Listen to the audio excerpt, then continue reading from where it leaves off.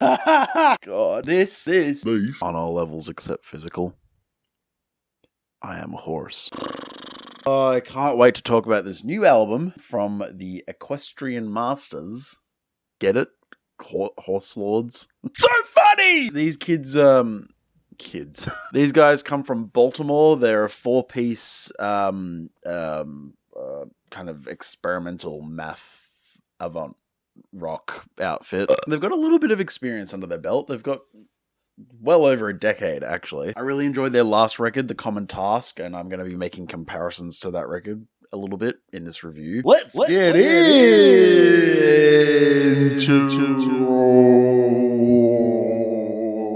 it. We get a steady linear direction and really nuanced progressive layering on the opening track, 0 Degree Machine. The push-pull with the staggered bass, guitar, and drums are all kind of functioning in their own slightly unique pocket, yet they don't clash rhythmically either. It's polyrhythmic, sure, but it's also fluid and meditative and hypnotic.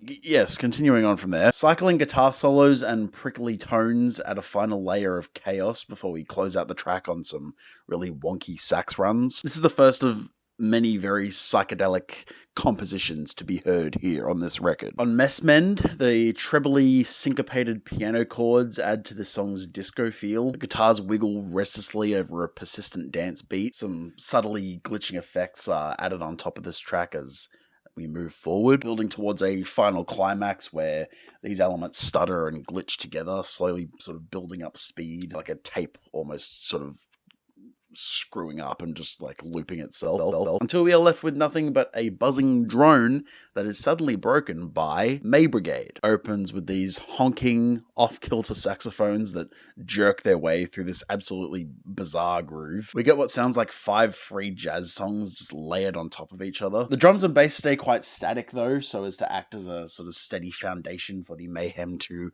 unfold upon. To me, it sounds a lot like what the band Little Women were doing on, I think it was their only album, Throat. I can't say much more. It's squirmy and it's total sensory overload. Maybe a little grating if it ain't your vibe, but me personally, I love it. Final moments of this track deliver a horrifyingly sour, Naked City-esque dark ambient piece. The way the first part of the track dissolves into this portion is super seamless. It's like, if you're not paying attention, you may forget or not even realize we've moved at all. We're hit with a small interlude before our big centerpiece of the record, Law of Movement. I've said the word meditative a couple of times in this review so far.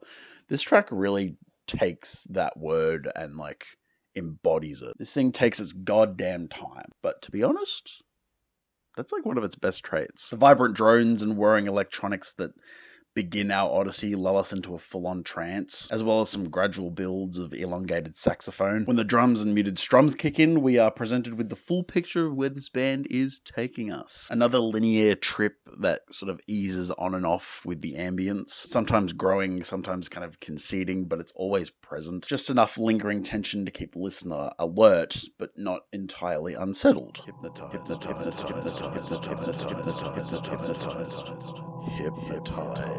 Some subtle chimey shots of synth pop in and out of both channels. We reach a consistent 4 on the floor with those muted strums continuing to accentuate the steady rhythm before the song finally grinds to a chugging halt. Now this leads us to a seamless transition into the song Rundling. Final leg of the record. While the subliminally changing sax riffs and marching beat are certainly an earworm for like the first portion, and we get some more frantic sax arpeggios as the track progresses, this is certainly not as interesting of an experiment as the previous tracks have provided us with. And the closing track on this album, Plain Hunt on 4, this track really tests my patience with its composition. Really test my patience. 8 minutes of incessantly angular sax and keys playing the same melody for the entire duration.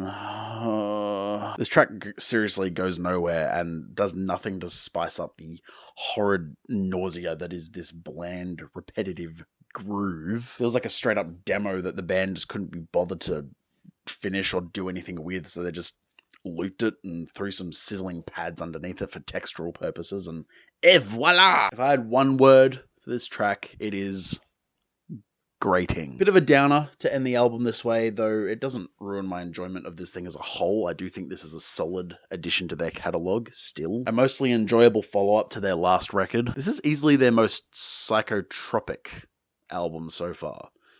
The focus is not so much on funky catharsis, but rather how to hypnotize and intoxicate the listener through a series of patiently evolving art pieces. It's not presenting the same immediacy and viscera that a lot of the Common Task was, but it is certainly just as evocative. And for that reason, I am going to give this thing a 7.8 out of 10. If you have listened to this wacko, schmacko album, what did you think? If you even just listened to 5 seconds of it, what'd you think? Did it make you cry pathetically and scream for your mummy? It certainly did for me, especially on that last track. God. I do also highly recommend that you check out their other works as well. If you're going to listen to this, don't just listen to this. Listen to The Common Task. Go back and listen to Interventions, I think is another one. I think that's like one of their older ones. Knock, knock. Who's there? It's the FBI. More riveting shit is coming down the pipeline. Promise. That is enough of the Equestrian Masters. We've had our fun. We've had our fun. Bye.